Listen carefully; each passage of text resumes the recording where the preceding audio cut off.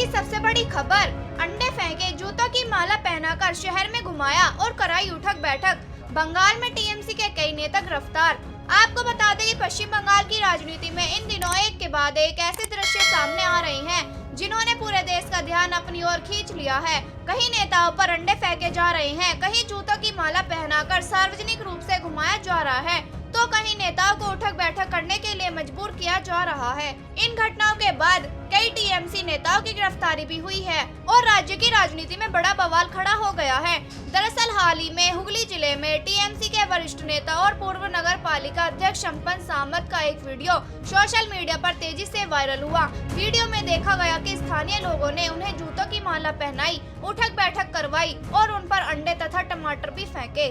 बताया जा रहा है कि यह विरोध कथित भ्रष्टाचार के आरोपों को लेकर किया गया। सिर्फ यही नहीं, पिछले कुछ दिनों में पश्चिम बंगाल के अलग अलग इलाकों से टीएमसी नेताओं के खिलाफ जनता के गुस्से की कई घटनाएं सामने आई है। कहीं कोर्ट ले जाते समय नेताओं पर अंडे फेंके गए, तो कहीं भीड़ ने चोर चोर के नारे लगाकर विरोध जताया। इन घटनाओं ने कई बड़े सवाल खड़े कर दिए हैं। क्या यह जनता के भीतर बढ़ते असंतोष का संकेत है? क्या भ्रष्टाचार के आरोपों को लेकर लोगों का भरोसा राजनीतिक दलों से उठता जा रहा है, या फिर यह राजनीतिक प्रतिद्वंद्विता का नया रूप है? विपक्षी दलों का कहना है कि पश्चिम बंगाल में लंबे समय से भ्रष्टाचार, कटमनी और सत्ता के दुरुपयोग को लेकर लोगों में नाराजगी बढ़ रही थी और अब वही नाराजगी सड़कों पर दिखाई दे रही है।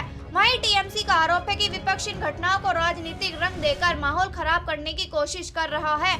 सबसे अहम बात यह है कि कानून अपने हाथ में लेने की अनुमति किसी को नहीं दी जा सकती, चाहे कोई नेता हो, अधिकारी हो या आम नागरिक। यदि किसी पर आरोप है तो उनकी जांच और कार्रवाई कानून के दायरे में होनी चाहिए। लेकिन दूसरी तरफ यह भी सच है कि जब जनता का गुस्सा इस तरह सड़कों पर दिखाई देने लगे तो यह लोकतंत्र के लिए एक गंभीर चेतावनी मानी जाती है।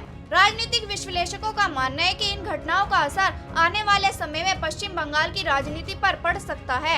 लगातार विरोध, नेताओं पर हमले और गिरफ्तारियों की खबरें राज्य के राजनीतिक माहौल को और अधिक गर्म कर रही है। अब सवाल यह है कि क्या ये घटनाएं केवल कुछ इलाकों तक सीमित है, या फिर यह पश्चिम बंगाल की बदलती राजनीतिक तस्वीर का संकेत है?